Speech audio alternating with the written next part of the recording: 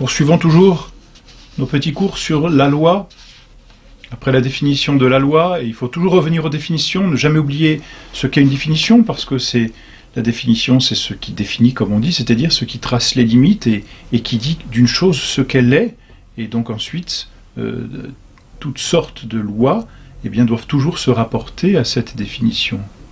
La loi est donc l'ordonnance de la raison, ordonnée au bien commun, promulguée par celui qui a le soin de la communauté. Deux types de lois, nous l'avons déjà dit, en fonction de celui qui promulgue. Dieu promulgue, la loi est divine, l'homme promulgue, la loi est humaine. Dieu promulgue, et la première promulgation qu'il fait, c'est la création. Il crée les choses et il les ordonne à une fin, c'est la loi éternelle. Dieu crée l'homme et donne à l'homme une certaine liberté d'obtenir par lui-même sa fin. Mais pour que cette liberté puisse s'exercer correctement et ne pas déchoir de sa fin, c'est-à-dire atteindre son but, eh bien Dieu lui inscrit, si vous voulez, dans sa nature une loi, qu'on appelle loi naturelle de ce fait. Et puis ensuite, très librement, Dieu a décidé de rajouter d'autres lois. Ces lois qu'il a rajoutées, on dit qu'elles sont positives. Et c'est d'ailleurs c'est d'ailleurs la définition d'une loi positive. Ça vient tout simplement du mot latin positus, qui veut dire qui a été posé, qui a été surajouté. Donc la loi positive, c'est celle qui est surajoutée. En fait, toutes les lois que les hommes font sont toujours positives par rapport à la loi naturelle, parce que, on va le revoir, elles se surajoutent à la loi naturelle. Mais Dieu aussi peut très bien rajouter certaines lois, et on appelle ces lois divines positives. Divines parce que c'est Dieu qui les rajoute, positives parce qu'elles ne sont pas essentielles à la nature humaine, elles sont surajoutées par Dieu. Elles sont posées librement par Dieu, en vue de la fin surnaturelle, bien sûr, parce que c'est toujours une ordonnance de la raison, donc c'est pas un précepte que Dieu ajoute comme cela parce que tel est son bon plaisir, encore que tout est le bon plaisir de Dieu, mais chaque fois que Dieu ajoute une loi positive, c'est toujours en vue du bien commun, c'est-à-dire en vue, pour nous, de notre propre béatification, de notre fin éternelle, et donc de sa propre gloire, puisque notre fin éternelle, c'est la gloire de Dieu, c'est la même chose.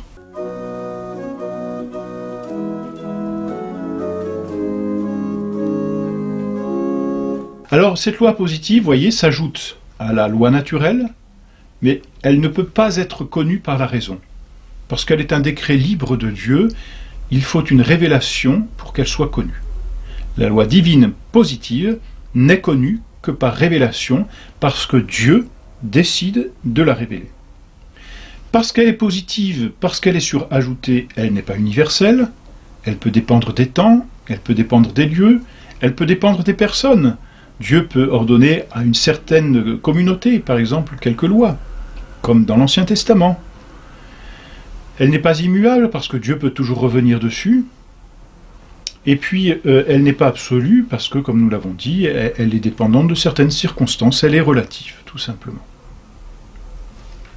Mais elle reste divine, c'est-à-dire qu'à partir du moment où elle est promulguée par Dieu, elle garde son obligation. En réalité, cette loi divine positive, on la divise en deux sortes. Enfin, disons, on la divise de façon historique, finalement, parce que c'est cela, en loi mosaïque, c'est-à-dire en loi de l'Ancien Testament. C'était l'Ancienne Alliance, un testament, c'est l'Ancienne Alliance. Et puis cette Ancienne Alliance a été abrogée par Dieu lui-même, notre Seigneur. Et donc c'est une nouvelle loi qui a supplanté l'Ancienne Loi, qu'on appelle la Loi Nouvelle, ou le Nouveau Testament. Donc il y a la loi ancienne, qui est la loi mosaïque, et il y a la loi nouvelle, qui vaut aujourd'hui et qui a abrogé la loi ancienne, et qui est ce que l'on appelle la loi chrétienne.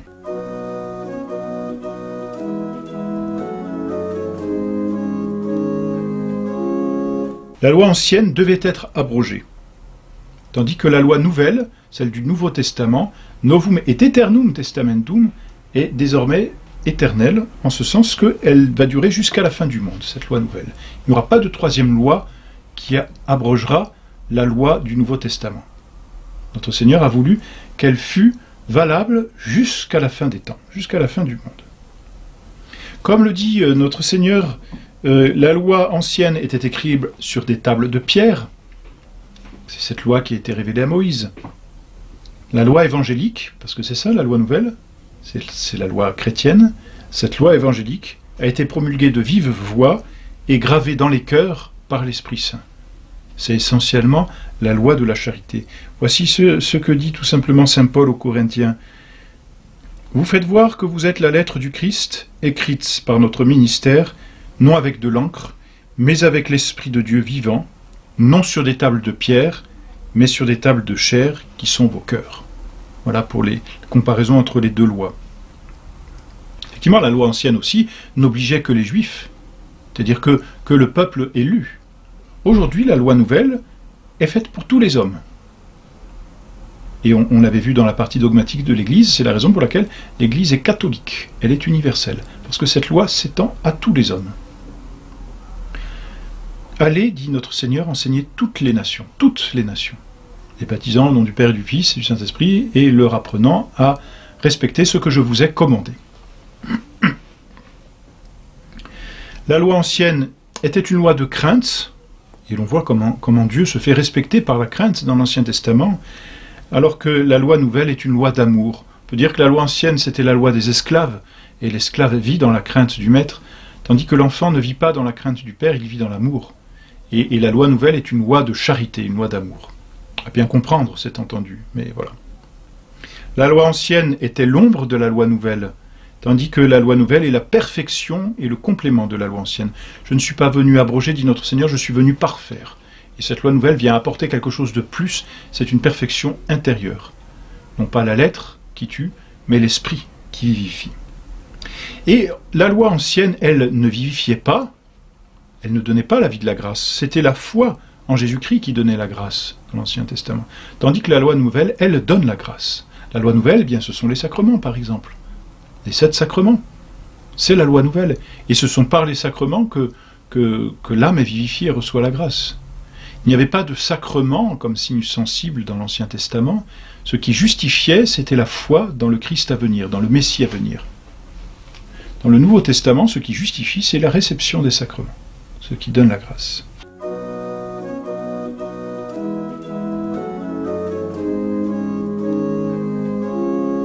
Voilà donc pour la loi divine positive.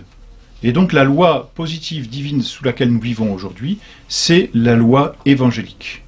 C'est la loi nouvelle, c'est une loi de perfection, c'est une loi de charité. Reste à voir maintenant les autres sortes de lois, c'est-à-dire les lois humaines.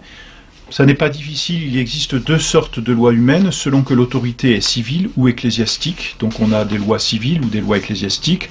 Comme nous l'avons dit tout à l'heure, eh bien ces lois sont positives, elles se surajoutent, elles ne peuvent pas être connues par la raison, elles sont toujours procédant de l'intelligence, bien sûr, elles doivent toujours être ordonnées au bien commun, c'est entendu, et puis elles viennent tout simplement préciser la loi naturelle, et pour la loi ecclésiastique, elles viennent préciser aussi la loi divine positive.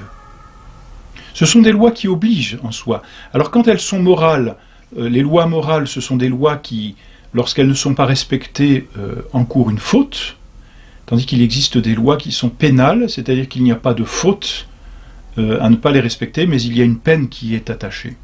Alors l'obligation n'est pas la même. Bien sûr, une loi morale oblige toujours, sinon il y a faute contre Dieu, tandis qu'une loi purement pénale n'oblige pas sous peine de faute, donc il n'y a pas de faute à ne pas la respecter, par contre elle oblige à la peine, quoi qu'il arrive. Mais voilà, ce sont les lois civiles, ce sont les lois ecclésiastiques, ce sont des lois qui sont promulguées donc par l'autorité, et ce qui nous importe ici le plus dans un cours de catéchisme, ce sont les lois ecclésiastiques, c'est entendu, puisque c'est celles-ci qui vont régir à proprement parler la vie chrétienne, et ces lois ecclésiastiques sont promulguées par le pape et les évêques. Toujours en vue du bien commun, ne l'oublions jamais. Le pape ne peut pas décider de faire une loi parce qu'il en a envie, parce que ça l'intéresse, parce que telle est sa volonté, n'est-ce pas ? La loi de l'Église est toujours ordonnée au bien commun, et comme dit le droit canon qui renferme les principales lois de l'Église, prima lex salus animarum. Et tout est dit là-dedans. La première loi, c'est-à-dire celle qui détermine toutes les autres lois, c'est le salut des âmes. C'est-à-dire pour les âmes d'obtenir leur fin. On ne dit rien d'autre ici qu'une détermination de la loi éternelle par laquelle Dieu veut que tout être atteigne sa fin, par laquelle Dieu ordonne tout être à sa fin. Tout simplement. Donc prima lex salus animarum. La première loi, c'est le salut des âmes. Et toutes les lois ecclésiastiques sont ordonnées au salut des âmes. Elles sont comme des précisions que l'Église peut mettre et est en droit de mettre, mais qui ordonnent toujours au salut des âmes, c'est-à-dire à la vie de la foi et des sacrements. Ces lois, donc, on les trouve dans le Code de droit canonique, et puis on les trouve aussi dans les actes du Saint-Siège et dans les statuts diocésains, puisque l'Église enseignante, c'est-à-dire la partie de l'Église, si l'on peut dire les membres de l'Église qui ont un vrai pouvoir dans l'Église, ce sont les papes et les apôtres. Donc voilà pour ces lois ecclésiastiques. Pour les lois civiles, bon bien, cela nous importe peu. Encore qu'il faut bien noter que la loi civile est une détermination de la loi naturelle. Donc en aucun cas une loi civile ne peut s'opposer à la loi naturelle, parce que dans ce cas elle n'a plus force de loi. Elle n'est plus l'ordonnance d'une raison, puisqu'elle va contre la raison humaine, et elle n'ordonne plus au bien commun, puisqu'elle est destructrice de l'ordre naturel. Donc les lois qui s'opposent à l'avortement, les lois qui sont criminelles, ne sont pas des lois et n'ont pas force de loi, tout simplement. Parce qu'elles vont contre la nature des choses. Tout ce qui va contre la nature humaine n'a pas force de loi et ne peut pas avoir force de loi, parce que n'est plus ordonnée ni par la raison, ni au bien commun. Elle est destructrice et de la loi naturelle, et par conséquent, elle est une entrave mise à la loi éternelle, qui est Dieu lui-même.